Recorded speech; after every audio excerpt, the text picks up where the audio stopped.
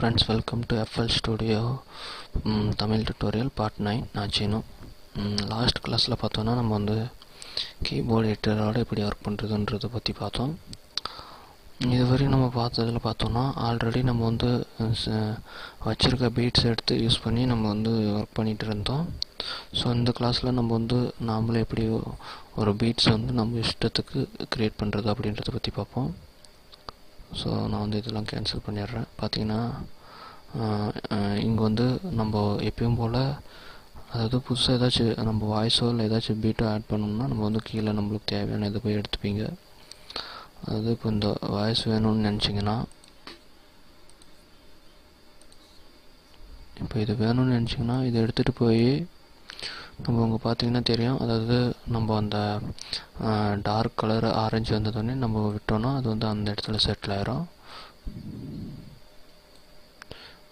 இந்த அதுக்கு கீழே நம்ம வந்து, அதாவது டார்க் கலர் செட் ஆச்சுன்னா அதுக்கு அந்த இடத்துல ரீப்ளேஸ் ஆகிடும். அது நம்மளுக்கு வந்து இன்னொன்று எக்ஸ்ட்ரா வேணும்னா அந்த மாதிரி நம்ம வந்து எடுத்துகிட்டு போய் அதுக்கு கீழே இந்த இடத்துல வச்சோன்னா வந்து அந்த இடத்துல ஆட் ஆகிக்கும்.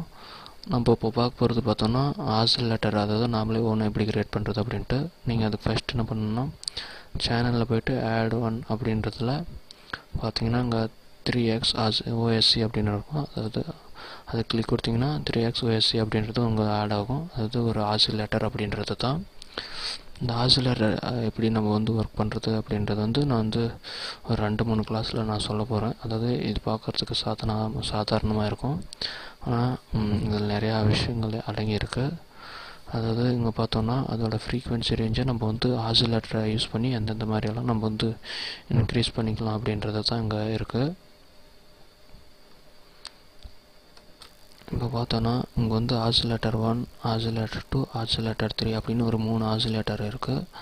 இந்த 3 ஆசிலேட்டருமே நம்ம வந்து இந்த பியானோ, உங்கள் பார்த்தீங்கன்னா தெரியும் பியானோ இருக்குது. அதாவது இந்த பியானோன்றது நீங்கள் ஆல்ரெடி பார்த்துருப்பீங்க, நிறைய பேருக்கு ஒர்க் பண்ணியும் இருக்கலாம். ஆனால் அது தெரியாதவங்க இப்போ அதை பற்றி கவலைப்பட தேவையில்லை. ஏன்னா நம்ம வந்து அதை பற்றி எல்லாம் ரொம்ப போக போகிறதில்ல. இங்கே வந்து ரொம்ப ஈஸியாக நம்ம கற்றுக்க போகிறோம். இப்போது இங்கே பார்த்தோன்னா ஆசிலேட்டர் 1, ஆசிலேட்டர் 2, ஆசிலேட்டர் 3ன்னு இருக்குது. இங்கே பார்த்தீங்கன்னா டைம் மாதிரி இருக்குது. அதாவது இது பார்த்தோன்னா அதோட வால்யூமை வந்து இன்க்ரீஸ் பண்ணுறது டிக்ரீஸ் பண்ணுறதுக்காக தான் யூஸ் பண்ணிட்டு போகிறோம். இப்போ வந்து சிம்பிளாக பார்த்தோன்னா நான் வந்து இங்கே செஞ்சு கட்ட பாருங்க.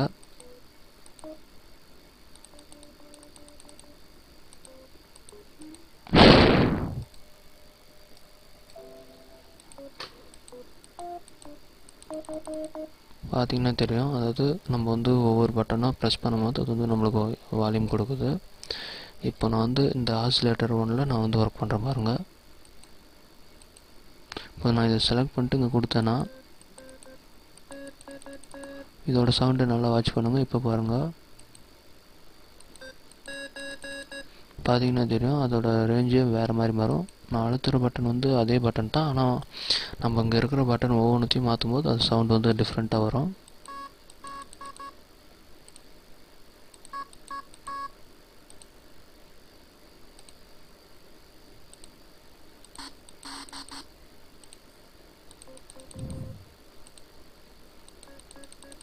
பார்த்திங்கன்னா வீடியோ கேம் நம்ம விளையாடும் போது வர மாதிரி சவுண்ட்ஸ் எல்லாம் இதில் வருது. பார்த்தோன்னா நம்ம வந்து நார்மலாக டிஃபால்ட்டாக வால்யூம்ஸ் எல்லாம் அவங்களே செட் பண்ணி வச்சுருப்பாங்க. இந்த ஆசிலேட்டர் 2 and 3 பார்த்தோன்னா நம்ம வந்து ஒவ்வொன்றுத்தும் நம்மளோட வால்யூமை வந்து நம்மளே வந்து இன்க்ரீஸ் பண்ணி டிக்ரீஸ் பண்ணிக்கலாம். அதாவது நம்மளோட ஸ்பீக்கரில் லெஃப்ட் சைடு ஒரு வால்யூமும் ரைட் சைடு வர மாதிரி நம்ம வந்து செட் பண்ணிக்கலாம். நான் சொல்லணுன்னா ஒவ்வொன்றும் இது வந்து டைம் ஆகிட்டே போகும். அடுத்த கிளாஸில் நான் வந்து இந்த வால்யூம் வேறு வந்து இன்க்ரீஸ் பண்ணி டிக்ரீஸ் பண்ணி எப்படி ஒர்க் பண்ணுறது, அதாவது எப்படி இந்த செட்டிங் எல்லாம் பண்ணுறது அப்படின்றதெல்லாம் பற்றி பார்ப்போம். ஸோ சப்ஸ்கிரைப் பண்ண மறந்துடாதீங்க. தேங்க்யூ ஃபார் வாட்சிங்.